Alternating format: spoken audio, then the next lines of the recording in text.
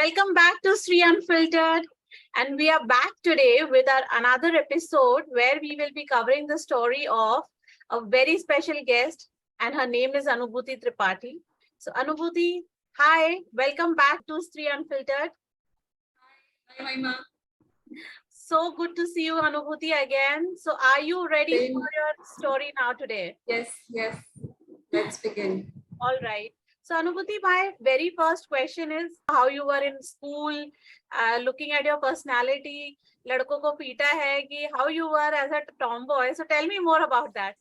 So, मैं एक liner में बताती हूँ, मैं अभी जैसी दिख रही हूँ ना, मैं वैसी बिल्कुल नहीं थी। मतलब मेरे इतने छोटे छोटे बाल थे लड़कों जैसे, लड़कों के सैलून में हेयर कट होता था मेरा, मतलब बहुत जबरदस्ती, और दिल पे पत्थर रख के 11th क्लास में मम्मी ने बाल लंबे करवाए थे क्योंकि 12th में फेयरवेल में साड़ी पहनी थी, अदरवाइज मेरे बाल छोटे ही रहने वाले थे।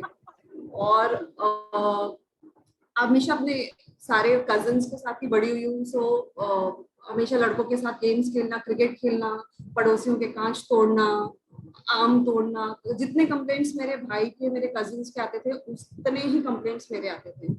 ऑन दी अदर साइड, जो कि लोगों को बिलीव नहीं होगा कि मैं, बिकॉज मैं स्कॉलर थी, फर्स्ट आती थी, तो अगर आप मेरे टीचर्स को बताओगे कि अरे पड़ोसी के कांच तोड़ती है, तो नहीं मानने वाले हैं। मैं स्कूल में एकदम ही स्ट्रिक्ट पर्सनैलिटी, एकदम स्कॉलर, शांत, एकदम अपने काम से काम रखना। 4 दोस्त, उन्हीं चारों के साथ मैंने 12th निकाल लिया, बस उतने ही दोस्त थे मेरे, और वो आज भी मेरे 4 दोस्त ही हैं।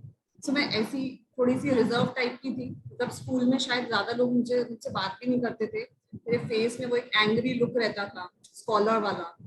तो 4 दोस्त थे, उनके साथ मेरा ग्रुपिज्म चलता रहता था। So, I can totally relate to that. मेरी बहुत ही क्लोज फ्रेंड, मेरी बचपन की फ्रेंड, हम दोनों स्कूटी में साथ में कोचिंग जाते थे। तो बेचारी के सोसाइटी में अफवाह फैल गई थी कि एक लड़के के साथ घूमती रहती है। So I was like that tomboy, that boyish kind of. Oh my बेचारी God. बड़ी बदनाम हुई थी। That is a good revelation because मुझे नहीं पता था that you have such personality as well. This is one new thing that I know about you today.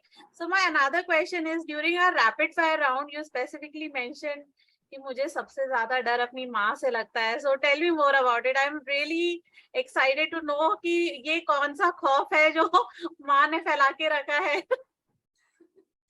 मेरी जो मम्मी है वो टीचर है और सीनियर क्लासेस की टीचर है, तो आई थिंक एक बैकग्राउंड मैंने क्रिएट कर दिया है कि उनसे क्यों डरना चाहिए। हर बच्चा डरता है एक टीचर से। तो मेरी मम्मी वैसे बहुत ओपिनियनेटेड है, बहुत स्ट्रॉन्ग उनकी पर्सनालिटी है।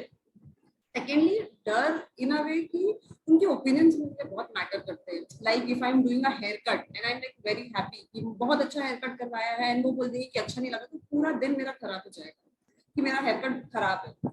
सिमिलरली कुछ मेरे, मतलब कुछ अचीवमेंट्स कहीं पे डाउनफॉल हुआ है, बट मेरी मम्मी का एक सेंटेंस शायद मुझे चेंज कर देता है।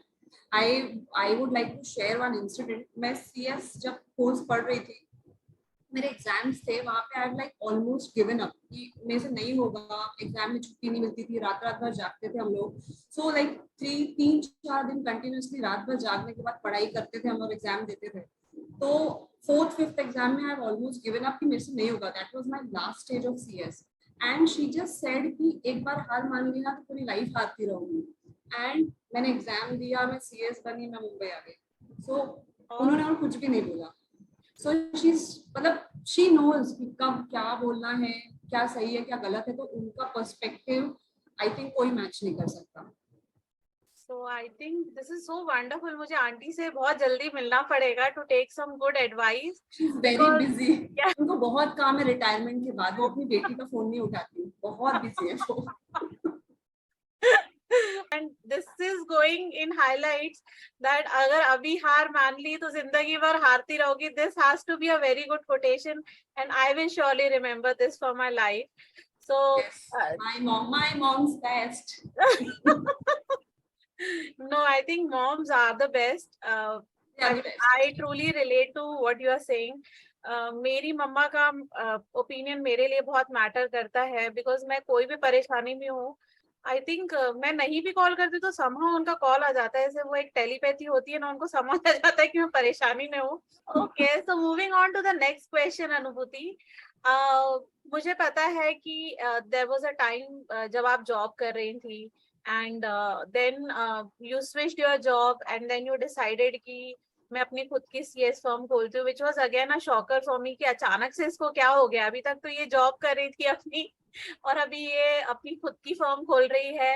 And then we met and you told me that story. Why don't you share that story with our viewers as well, that वो क्या एक kick था that you started your own CS firm and how that journey has been.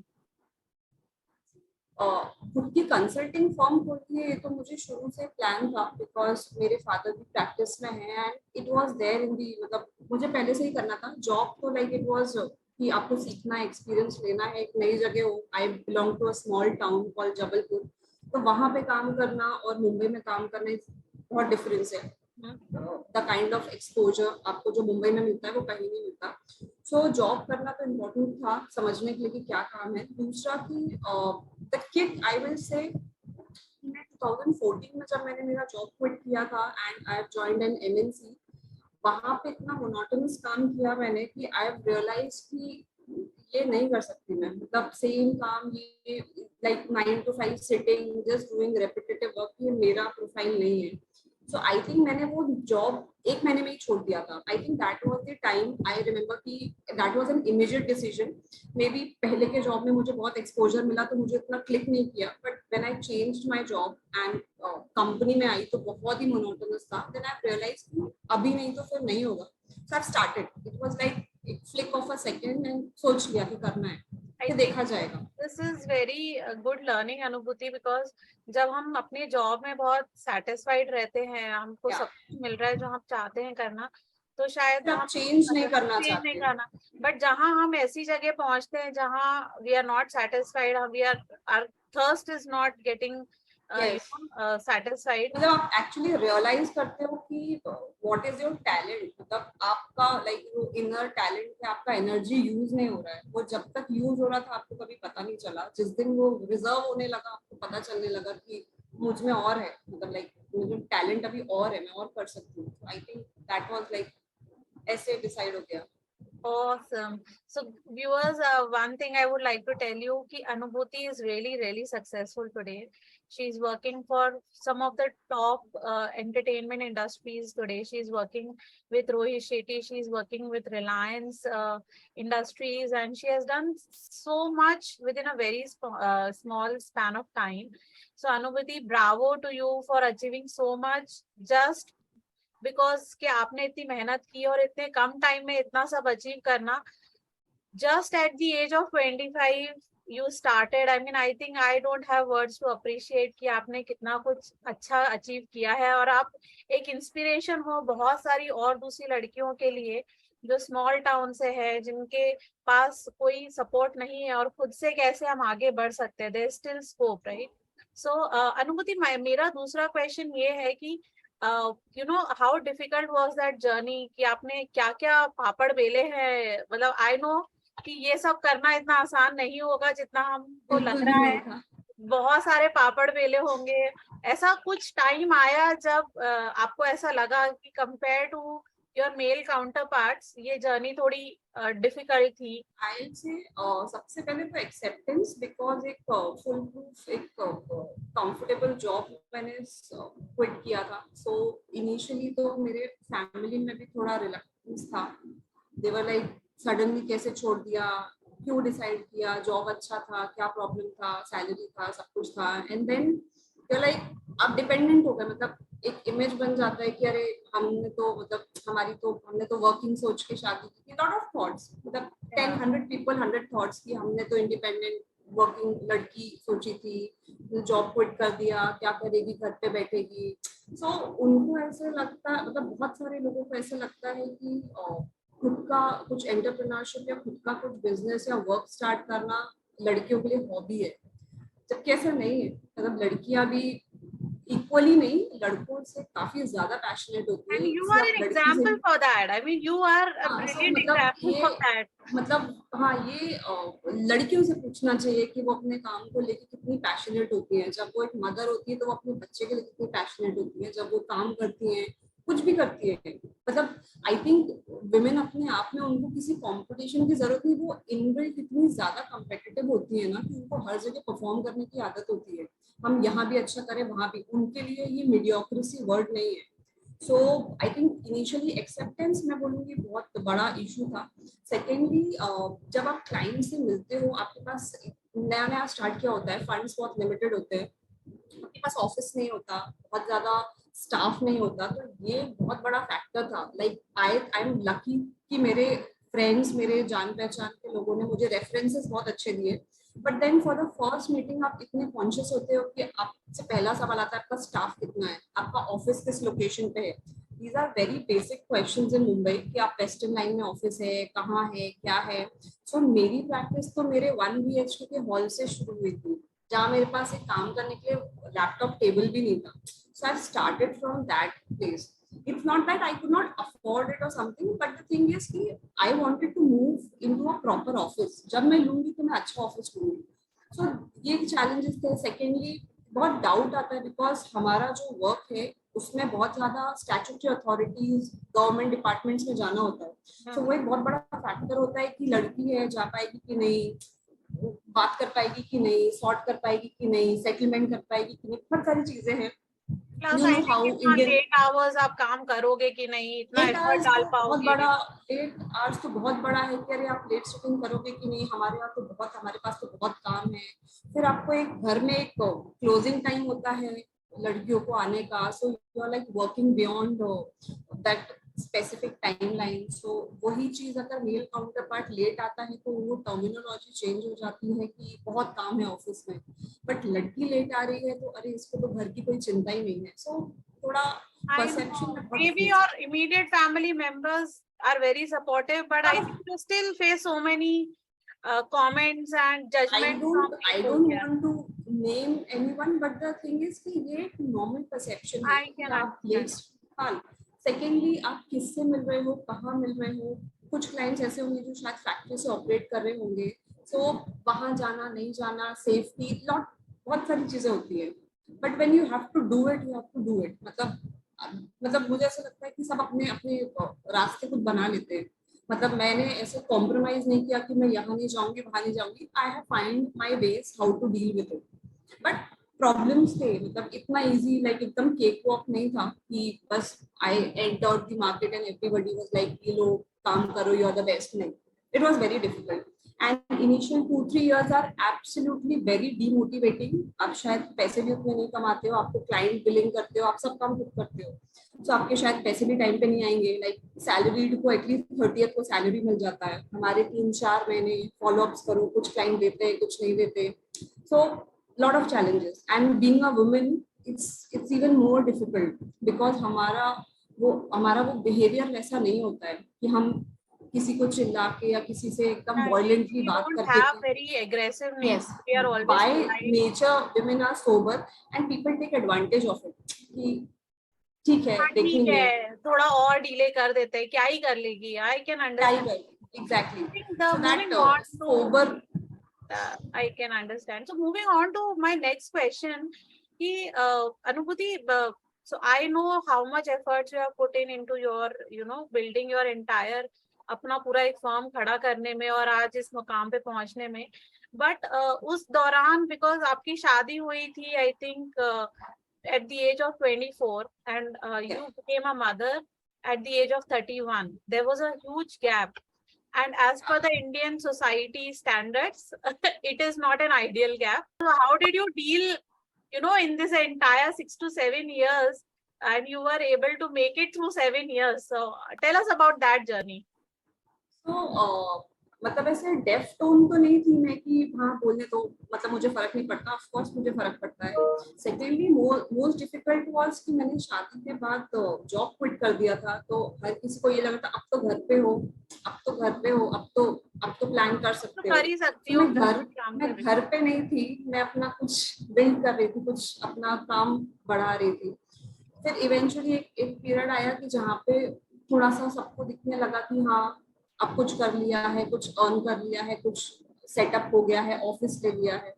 सो अब तो हो गया ना, अब ले लिया ना ऑफिस, मतलब ऐसे पिलर्स बने हुए थे कि अच्छा तुमने पहले बोला था ये, फिर बोला था अच्छा ऐसा, अब ऐसा, अब हो गया ना।